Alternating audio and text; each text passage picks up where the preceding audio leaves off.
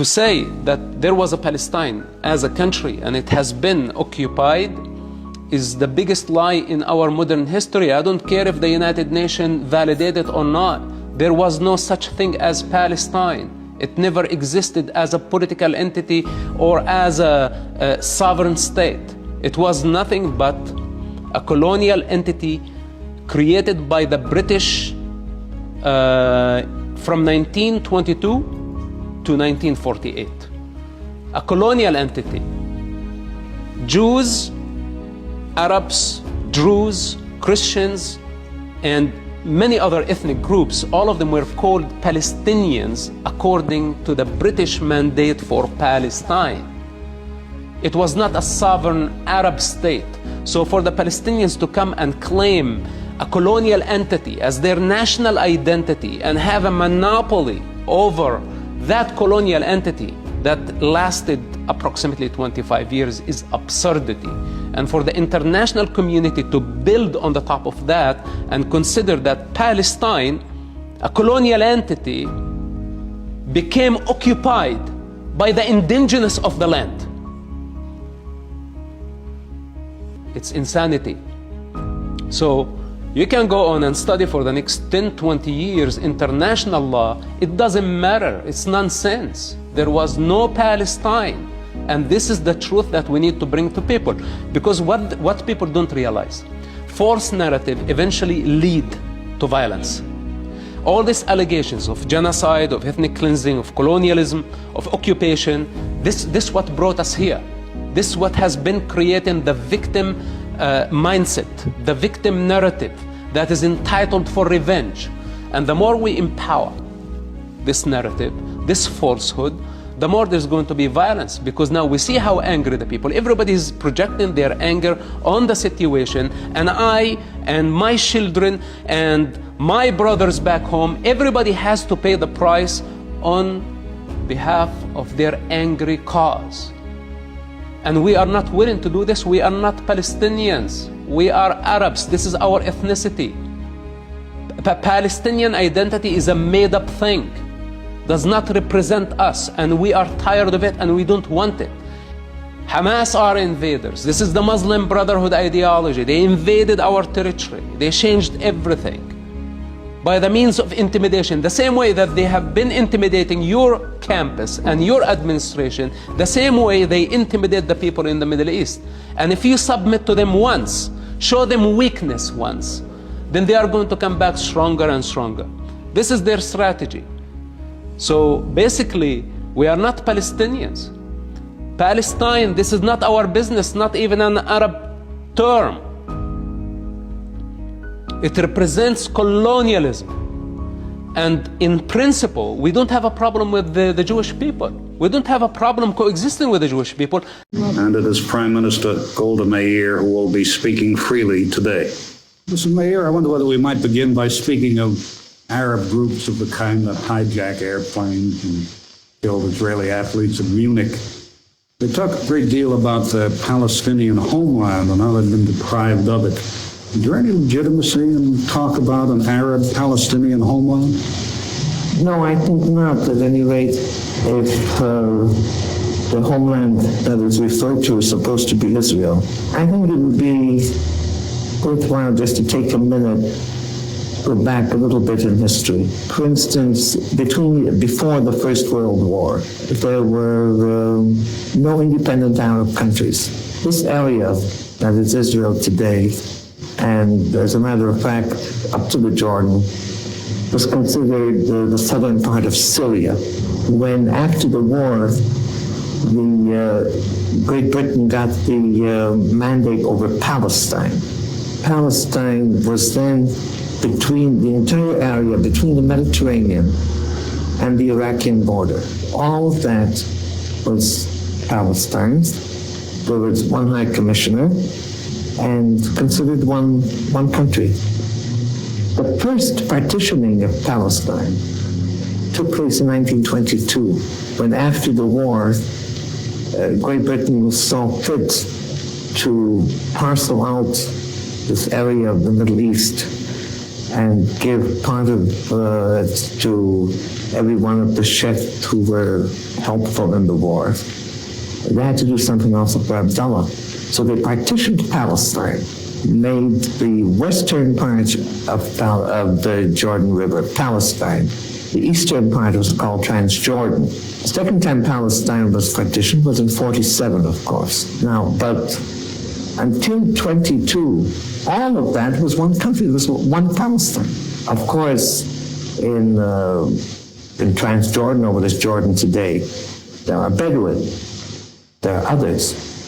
But you will not find one single country in this area, an Arab country, that hasn't various groups of Arab people. To say that there is a Palestinian people as apart from those that are in Jordan, especially, this is not true to fact and not true to history.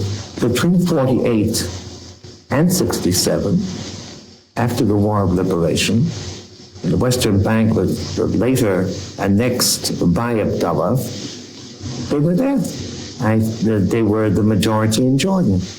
If they wanted to set up a state, or to call that state Palestine, of course, they didn't have to ask our permission, and we would have had nothing to do with it. Therefore, when they say the Palestinian people want the right to their land, what it really means is to drive the Jews out of this area and take over, in addition to the 19 or 20 independent Arab countries, all that have been created between the First and Second World War, create one more country instead of Israel. This is really what it's meant. What then is the significance of the acts of terror that we see, the acts of pressure and propaganda of various kinds? Why then do these people behave as they do? They don't want us here. But to my sorrow, it isn't only they that do not want us here. Who are they? They're the people who, because of the War of 48, fled this area into Jordan, into Syria, and other places, and have never been resettled. They were refugees. And certainly I admit, one has to admit it, that as far from the humanitarian point of view, there are groups of hundreds of thousands of people who have lived in camps for so many years under miserable conditions. Why haven't they been resettled? Jordan actually was not viable without these people. Jordan had a population of maybe about 300,000. Why were they not resettled? Some of them were. But generally, why was there not a resettlement of refugees, of the Arab refugees? Because not only the refugees, but the Arab countries themselves felt that they should remain in their camps. They should not be resettled. It was one of the weapons against Israel. There were military measures, there were there's economic boycott. And one of the methods was to keep the refugees in the camps, feeding a hope that someday they'll march into the country and march us out. So they don't like it. They don't want it here. Our Arab neighbors, to my sorrow, have not yet acquiesced to our existence, therefore wars. And it's all one problem, really, that the Arabs in this area, in the immediate area, are not prepared to live in peace with us. Mr. Mayor, it appears from what you say that you accept that Palestinians, or whatever you want to call them, refugees, have been made victims one way or another, that they have a legitimate grievance. What can be done to meet their grievance, then? They have become victims through the fact that after the United Nations in 47 decided on the partitioning of Palestine, mind you, west of the Jordan River, into a Jewish state and an Arab state, we accepted, and the Arab countries did not, and there was war. Can't imagine that there ever was a war without refugees. The difference is, in this case, that the Arab people who fled the area that became Israel afterward were actually among their own people. For instance, we Jews are a plastic nation of refugees. But when we were refugees, we were among strangers with different people who had a different religion, who spoke a different language, a different culture, entirely different. These people are among their own people. It's the same language, the same religion, the same way of life. The fact that a line was drawn didn't make them any different. And but that they suffered, I accept. The question is, was that necessary? Because during that period, during these years, Israel had absorbed from the Arab countries a much larger number of Jews than the number of Arabs that left this area. Nobody speaks of Iraqi Jewish refugees in Israel, or Syrian Jewish refugees, or Moroccan Jewish refugees. Hundreds and hundreds of thousands of them. And anybody that knows the situation will agree that there was a greater clash between European Jews that came here, or Israeli Jews who have been here for centuries, generations, and Jews that came from Yemen, or Jews that came from, let's say, the Atlas over Morocco. The only thing that really made us one was religion. We're Jews. We're one the same nation, but no common language, and sometimes centuries apart in culture, and yet we absorb them, and we're one people. Is there anything, Mrs. Prime Minister, that Israel can do to remove this center of infection, really, a source of infection for the whole Middle East, these Arab refugees, these unsatisfied, unhappy people, unsettled, really? Because going around, as I've been doing the last few days, one still sees refugee camps that go back to 1948. That's right. Is there anything that Israel can do? We have said immediately after the war of liberation in 48, 49, that we are prepared to pay compensation for anything that these people have left behind, whether it's land, whether it's orange groves, whether it's houses, anything. We have allowed tens of thousands of them to come back because the families were separated during the fighting. Only part of the families remained here. And if there's no problem of security, we allow them to come back. Now, the United Nations had a committee to investigate what these people left behind. And we cooperated with them. It comes up large sums of money. Now, if there had been peace, this money, the aid from international aid and from various governments, there's no doubt this thing would have been forgotten. And they would have been resettled in agriculture or in industry or in any other way. Instead, the United Nations during these years poured hundreds of millions of dollars into miserable camps. We found the camps now, for instance, in the Gaza Strip. It's unheard of that people should be kept in conditions of that kind. But it was done with this idea, the worse the better. These people must be miserable. They must live in conditions of that kind. They must not resettle and have a home of their own or so on, so that there will be an instrument against Israel. A Palestinian thing started by Yasser Arafat, an Egyptian person. And he claimed to be Palestinian. Then he wanted to destroy Israel. That was his quest. Built an army, moved to Jordan. In Jordan, he tried to overthrow the Jordanian king.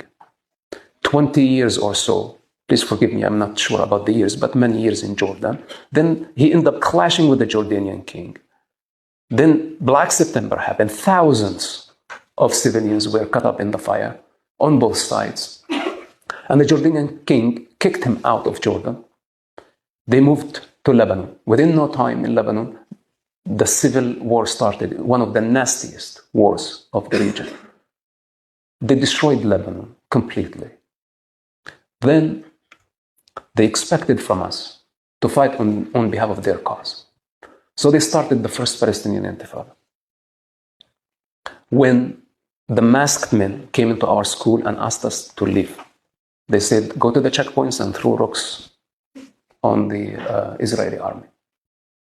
We thought that was a great idea. We loved it because we wanted to escape the class and the border. And it was our opportunity to be freedom fighters. So we ended up going to the checkpoints, throwing rocks, clashing with the soldiers. And of course, at that time, we did not understand, how dangerous is that. And many people say today, hey, they're just children throwing rocks at the soldiers. I say, no, this is a barbaric practice coming from savage societies to stone somebody to death. It's much worse than a bullet to hit someone with a rock. But Yasser Arafat wanted to show the image of a Palestinian child throwing a rock at an advanced tank.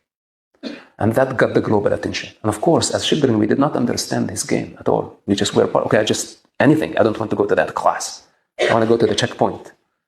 And we became rebels. I remember we were just 10 or 12 years old and we're just throwing rocks at the Israeli vehicles on a daily basis. That was our job. And for 3 years, we did not go to school. 3 years. They paralyzed the educational system.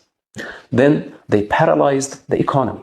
Then they shut down the stores. If the vehicles moved during the day, they burnt people's houses, people's vehicles. They scared everyone. They kidnapped women. They killed people for the suspicion of collaborating with Israel. And not to mention the clashes with the IDF that resulted also in civilian casualties. It just, things went completely out of control. So the first targeted schools and universities. And today when I look what's happening in the United States, it's just opened my trauma. Like I now remember, it's like where exactly we were before things got really bad in the West Bank and Gaza. So I was supposed to die and get crucified on behalf of corrupt leaders in Tunisia, in the diaspora, in Qatar, in Turkey, cultivating wealth, making billions of dollars, while we are drowning in despair, in pain, in chaos, no order. And today, when I just stand and say, what is Palestine? And when I challenge the pro-Palestine, what is that? What does it stand for? Or what is a Palestinian? Because I lived it. And I know it's a black hole. And nothing can satisfy it. Nothing. And it's so conflicted, this identity called Palestine. And this is why when they say, free Palestine, I don't know what Palestine they are talking about. The Hamas Palestine, the Fatah Palestine, the Public Front Palestine, and all of them don't agree on one concept. They don't agree on constitution. They don't have a compass. And if they succeed, God's forbidden, of destroying the only democracy in the Middle East, I guarantee you that after that, they will kill each other. Because this is tribalism. And we are caught up in the situation of a 7th century tribalism.